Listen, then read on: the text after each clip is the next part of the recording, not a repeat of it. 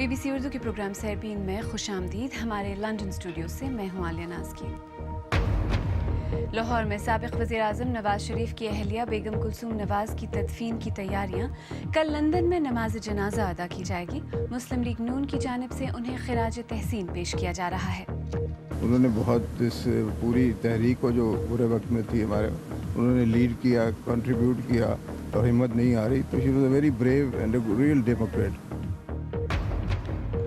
India کے زیر انتظام کشمیر میں مقامی سیاسی جماعتوں کا انتخابات کا بائیکاٹ. مرکزی حکومت کے غیر جماعتی انتخابات کے فیصلے نے جمہوری عمل پر سوالیہ نشان لگا دیا. اور کیلاش کمیونٹی کی خواتین مہینے کے کچھ دن گھر سے الگ مخصوص رہائش گاہوں میں کیوں رہتی ہیں؟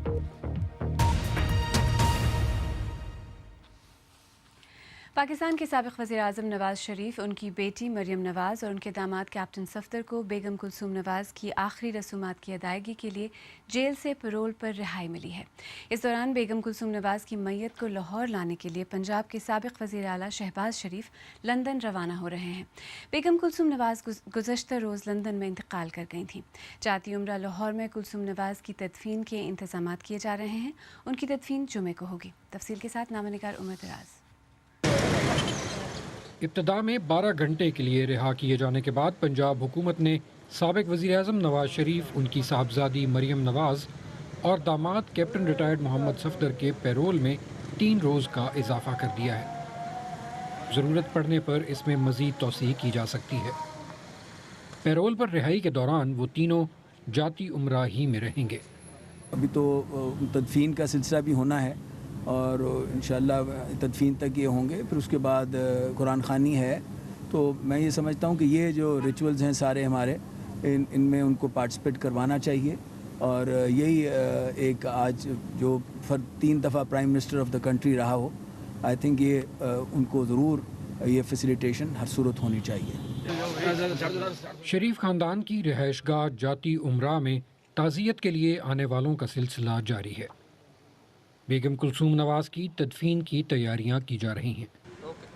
تعزیت کے لیے آنے والوں میں نون لیگ کے وہ کارکنان بھی شامل ہیں جو بیگم کلثوم نواز کی سیاسی جدوجہد میں ان کے ساتھ رہے. ہاؤس وائف کے علاوہ پولیٹیکلی بھی انہوں نے بہت اس پوری تحریک کو جو برے وقت میں تھی ہمارے انہوں نے لیڈ کیا, کنٹریبیوٹ کیا اور ہمت نہیں آ رہی. تو she was a very brave and a real Democrat.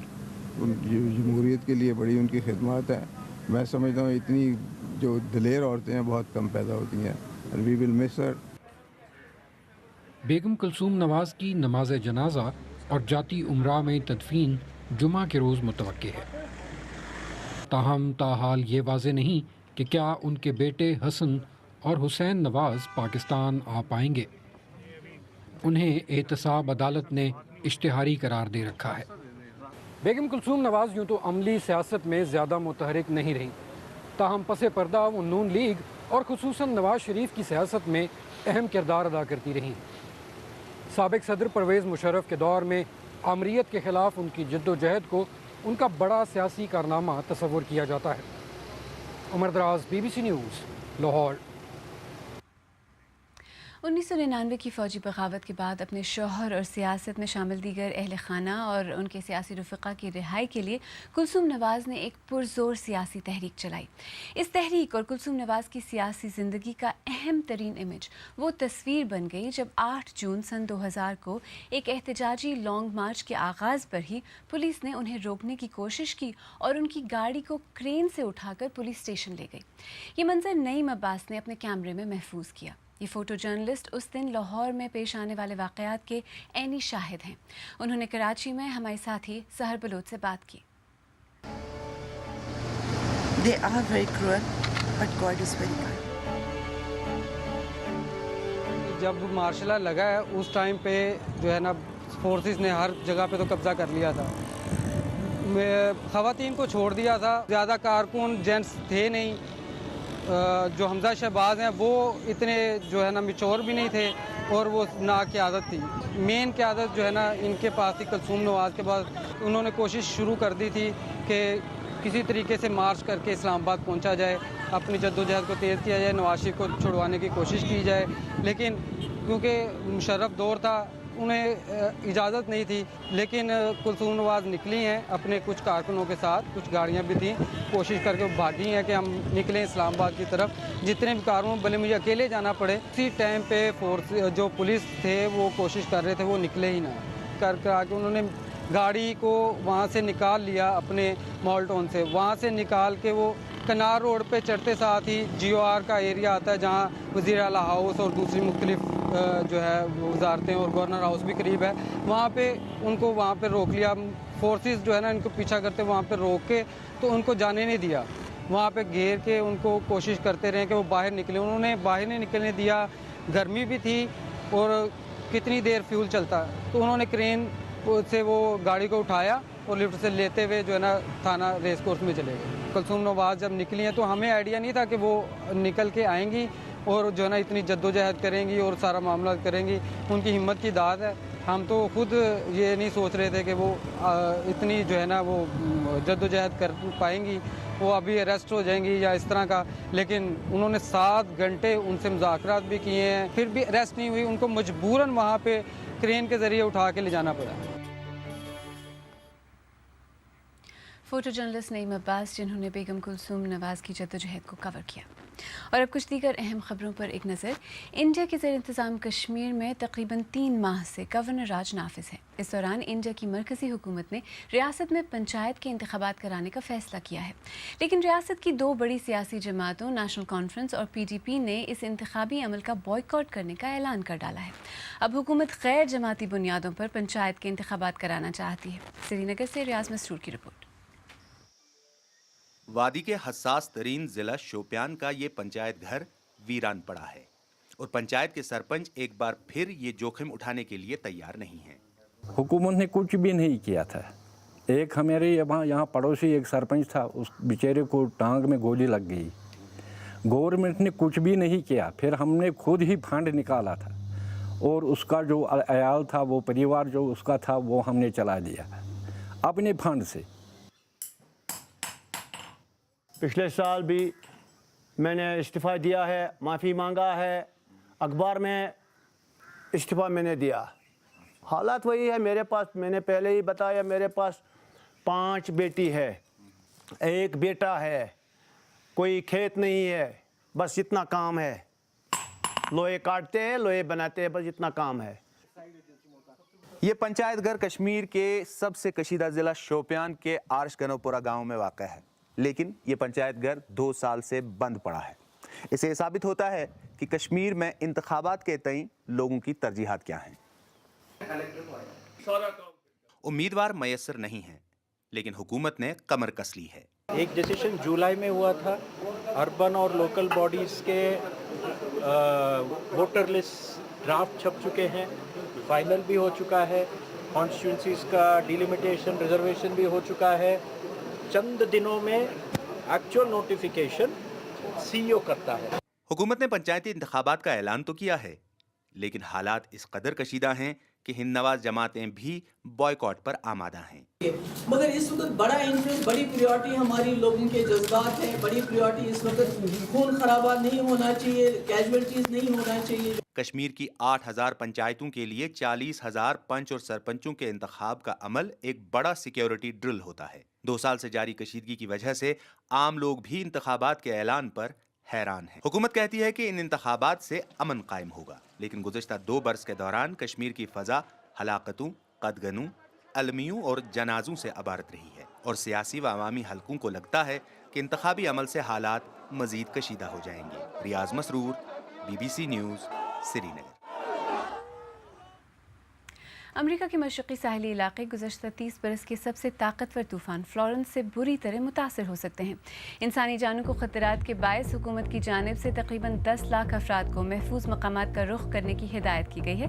شمالی اور جنوبی کیرولائنا کے علاوہ ورجینیا کے بھی اس طوفان سے بری طرح متاثر ہونے کی پیشگوئی کی گئی ہے۔ طوفان جمعے کو ساحلی علاقوں سے ٹکرائے گا۔ یورپی کمیشن کے صدر جان کلوڈ ینکر نے یورپی ممالک سے کہا ہے کہ وہ تارکین وطن کے مسئلے سے نمٹنے کے لیے مزید یکجہتی دکھائیں اور عالمی سیاست میں بڑا کردار ادا کرنے کے لیے اپنی سیاسی، معاشی اور فوجی طاقتوں پر غور کریں۔ انہوں نے امیگریشن کے مسئلے سے نمٹنے کے لیے سرحدوں پر مزید 10,000 سیکیورٹی اہلکاروں کی تعیناتی کی بات بھی کہی۔ روسی صدر ولادیمیر پوتن نے کہا ہے کہ روس ان 2 افراد کی شناخت جانتا ہے جن پر برطانیہ نرو ایجنٹ حملے کی ذمہ داری کا الزام لگا رہا ہے۔ برطانوی وزیر اعظم کے بقول یہ 2 افراد روسی فوج کے خفیہ ادارے کے لیے کام کرتے ہیں، تاہم پوتن نے کہا ہے کہ وہ مجرم نہیں بلکہ عام شہری ہیں اور جلد ہی اپنی کہانی دنیا کے سامنے لائیں گے۔ آئیے اب دیکھتے ہیں کہ ہماری ویب سائٹ bbcurdu.com پر قارئین کن خبروں میں دلچسپی لے رہے ہیں۔ کلثوم نواز کی آخری رسومات میں شرکت کے لیے نواز شریف کی پیرول پر رہائی میں توسیع، ڈیم فنڈ کا چندہ اور جعلی اکاؤنٹس کی چاندی، اور کیلاش کے لوگوں کی ایک روایت جہاں حیض کے دوران اور بچے کی پیدائش پر عورت کو گھر چھوڑنا پڑتا ہے، یہ زیادہ پڑھی جانے والی خبروں میں شامل ہیں۔ BBC اردو کے پروگرام سیربین میں آگے چل کر دیکھیے گا، حفاظتی ٹیکوں اور صحت عامہ کی اچھی سہولیات کے باوجود بھی یورپ میں خسرے کی بیماری دوبارہ کیوں سر اٹھا رہی ہے، اور وادی کیلاش میں ہر مہینے عورتوں کو کچھ دنوں کے لیے اپنے گھروں سے دور کیوں بھیج دیا جاتا ہے۔ BBC اردو کے پروگرام سیربین میں ایک بار پھر خوش آمدید، میں ہوں عالیہ ناز کی۔ صرف ایک نسل پہلے تک خسرے سے دنیا بھر میں 25 لاکھ کے قریب افراد ہلاک ہوتے تھے۔ حفاظتی ٹیکوں کے ذریعے یہ تعداد کم ہو کر ہزاروں میں آ گئی تھی اور بہت سے ملکوں میں اس کا خاتمہ بھی ہو گیا تھا، مگر اب ایک بار پھر یہ بیماری سر اٹھا رہی ہے، خاص طور پر یورپ میں، جس کی وجہ متعدد والدین کا اپنے بچوں کو حفاظتی ٹیکے نہ لگوانا ہے۔ رومینیا اور اٹلی میں پچھلے سال 5000 سے زیادہ کیسز رپورٹ کیے گئے۔ تفصیل کے ساتھ خالد کرامت۔ مانویلا اپنے 8 ماہ کے بیٹے کو حفاظتی ٹیکے لگوانے لائی ہیں جنہیں لازمی قرار دیا گیا ہے۔ وہ نرسری نہیں جا سکتا جب تک ٹیکے لگوائے جانے کا سرٹیفکیٹ نہ حاصل کر لے، مگر اس کی والدہ خوشی سے نہیں آئیں۔ میں یہ صرف اس لیے کر رہی ہوں کیونکہ یہ لازمی ہے، مجھے پریشانی ہے کہ ان میں کیا ہے۔ ان شکوک و شبہات کی کوئی سائنسی بنیاد نہیں ہے اور کئی والدین ان کی وجہ سے اپنے بچوں کو حفاظتی ٹیکے نہیں لگواتے، جس کی وجہ سے خسرے کے کیسز بڑھ رہے ہیں۔ سابقہ حکومت نے اسی وجہ سے حفاظتی ٹیکے لازمی قرار دیے تھے۔ لوگوں کی ایک معمولی تعداد حفاظتی ٹیکے نہیں لگوانا چاہتی۔ ہمارا مقصد ہے کہ 95% لوگوں تک رسائی ہو اور موجودہ قانون اس میں مدد دے رہا ہے۔ مگر ممکن ہے کہ نئی مقبولیت پسند حکومت حفاظتی ٹیکے کو لازمی قرار دیے جانے والے قانون ہی کو ختم کر دے۔ ملک کے وزیر داخلہ میٹیو سالوینی نے خطاب کرتے ہوئے کہا کہ صرف حفاظتی ٹیکے نہ لگنے پر بچوں کو اسکول میں داخلہ ملنے سے نہیں روکا جا سکتا۔ اسکول ٹیچر آریانا فیوراوانٹی نے بتایا کہ انہوں نے اپنی 5 برس کی بیٹی کو خسرے سے بچنے کے لیے حفاظتی ٹیکے نہیں لگوائے۔ میں لوگوں کے اپنی مرضی کے فیصلے کرنے کے حق میں ہوں۔ بغیر رضامندی کے اور بلا امتیاز پوری آبادی پر حفاظتی ٹیکے تھوپنا ٹھیک نہیں ہے۔ انفرادی طور پر فیصلہ کرنا چاہیے کیونکہ ہر بچہ مختلف ہوتا ہے۔ اٹلی میں جو رائے مقبولیت پا رہی ہے وہ یہ ہے کہ انفرادی طور پر لوگ حکومت، ڈاکٹروں اور ماہرین سے بہتر سمجھ رکھتے ہیں، مگر سائنسدان متنبع کر رہے ہیں کہ اس سوچ سے ملک میں صحت عامہ کو خطرہ ہے اور خسرے جیسی بیماریوں کے پھیلنے کا خطرہ ہے۔ اٹلی میں بچوں کے عارضوں کے سب سے بڑے ماہر کو والدین کو قائل کرنا ہوگا کہ وہ حفاظتی ٹیکوں کے بارے میں اپنے بے بنیاد شکوک و شبہات کو نظر انداز کریں۔ جب آپ اس طرح کی معلومات دیتے ہیں تو لوگوں کی ذہنیت تبدیل کرنا کافی مشکل ہوتا ہے۔ ہم اپنی بھرپور کوشش کر رہے ہیں۔ دراصل اسکولوں میں تعلیم کی ضرورت ہے، مگر یہ مسئلہ صرف اٹلی تک محدود نہیں، یہ دنیا بھر کا مسئلہ ہے۔ سائنس سے ثابت شدہ علاج کو رد کرنے کا نتیجہ یہ ہے کہ بیماری واپس جڑ پکڑ رہی ہے، جس کا مقابلہ حفاظتی ٹیکوں سے بآسانی ہو سکتا ہے، مگر اس معاملے پر سیاست علاج سے کہیں زیادہ پیچیدہ ہے۔ اور پاکستان کے صوبے خیبر پختونخوا کے ضلع چترال میں بسنے والے کیلاش قبیلے کے لوگ اپنے قدیم رسم و رواج کی وجہ سے مشہور ہیں۔ کیلاش وادیوں میں کچھ ایسے مقامات ہیں جہاں مردوں کا داخلہ ممنوع ہے، لیکن یہاں عورتیں بھی صرف مخصوص ایام میں جا سکتی ہیں۔ ان مقامات کو بشالی کا نام دیا گیا ہے۔ ہمارے ساتھی حمیرہ کنول کو بشالی جانے کا موقع ملا، جہاں ان کی ملاقات لینا سے ہوئی۔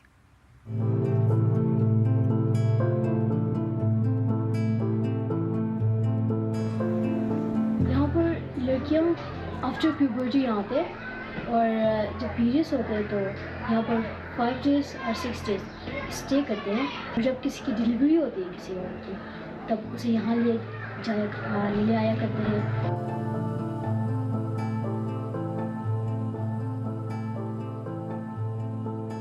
आम तौर पर लोग इसे टच नहीं करते, स्पेशली उनकी पूरी बाउंड्री है, ये मना होता है इसे टच करना। और जो हमारे रिलेटिव्स है, माँ बाप या सिस्टर्स सिबलिंग्स, हम उनको भी टच नहीं कर सकते। तो बहुत ही अजीब लगता है कि घर से बाहर कहीं स्टे करना तो बहुत लेकिन अभी मतलब आदि है ना सब, तो एकदम शुरू खास खवातीन यहाँ पर दस्तकारी करते हैं, मतलब कपड़े सीते हैं, टोपी बनाते हैं मुख्तलिफ से, और बास लड़कियाँ खेलते हैं यहाँ पर और बुक्स भी स्टडी करते हैं यहाँ पर और मूवी भी देखते हैं। हाँ, मज़ा आता है बिल्कुल। यहाँ से स्कूल जाना मतलब अलाउ नहीं है ना, तो डेफिनेटली मसला तो होगा कि आपकी बहुत सारे स्टडीज़ मिस हो जाते हैं, तो इसमें थोड़ा मसला है। बाकी यहाँ पर कोई मसला नहीं। कोई भी लड़की यहाँ अकेले नहीं रहती, उसके पास या उसकी माँ आ जाती है या कोई और रिलेटिव, जैसे जो हमारे मुस्लिम रिलेटिव्स हैं उनके घर है, वहाँ भी जा सकते हैं।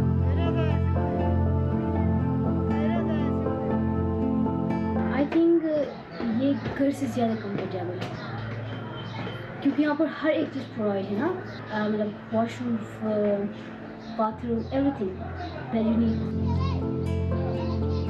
फेस्टिवल मिस हुआ था तब मुझे बहुत बुरा लगा था क्योंकि सारे लड़कियाँ जो है, सारे रिलेटिव्स वो खुशियाँ मना रहे, गा रहे हैं, मतलब डांस कर रहे, तो आप अकेली इस जगह में, तो बुरा लगता है ना। जब हमें घर जाना पड़ता है तो हम अपनी पूरी ड्रेस को साफ़ करते हैं, हमारी पूरी ज्वेलरी से साफ़ करना होता है, मतलब बाल साफ़ करने होते हैं, और उसके बाद जो है ना नई ड्रेस, जो ड्रेस है उसे चेंज करते हैं और पूरी तरह से पाक साफ करके यहाँ से निकल जाते हैं।